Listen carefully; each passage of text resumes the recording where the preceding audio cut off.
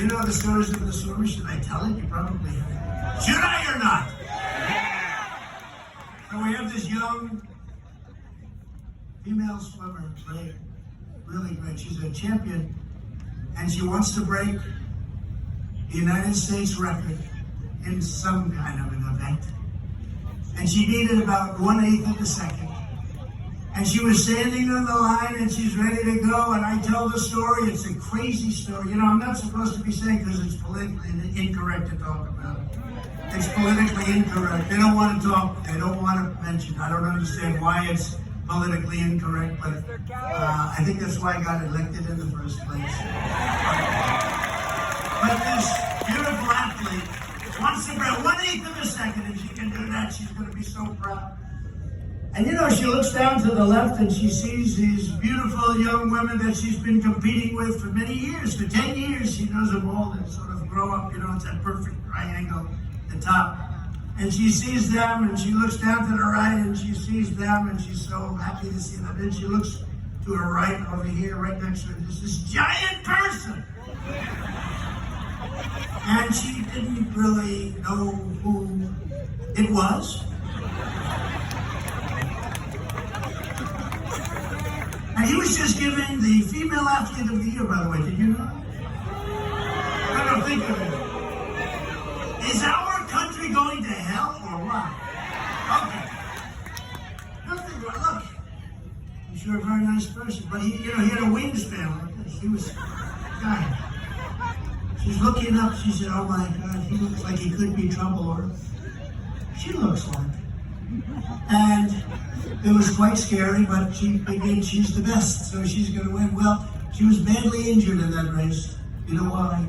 Windburn. He went by her so fast that she got tremendous windburn. She's still trying to recover. And she didn't break the record, but he did. He won by 38 seconds. Not 1/8 of it. She wanted to win by 1/8 of a second. Now, this is really doing harm to the women's movement. This is a ridiculous thing. The best of all, though, is the weightlifter. You heard about the weightlifter. So, a woman weightlifter, I think it was 218 pounds, I'm not sure. I got to be careful because the fake news was saying it wasn't 218, it was 236 or something.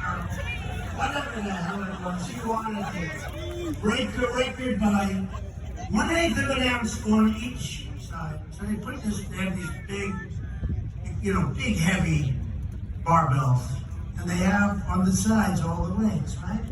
And they put the little tiny bit here, little tiny bit there, and she went over, and she was so proud. And she stood over those weights, and she went like this. Just her mother and father was so proud of them. They said, "Girl, I'm so proud of my girl," he said. And she got up in the weights, and she lifted them up. Got him up to here, and then,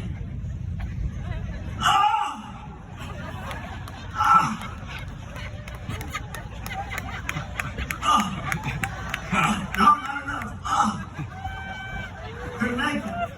She didn't make it. Just missed. Just very close, actually, but she missed.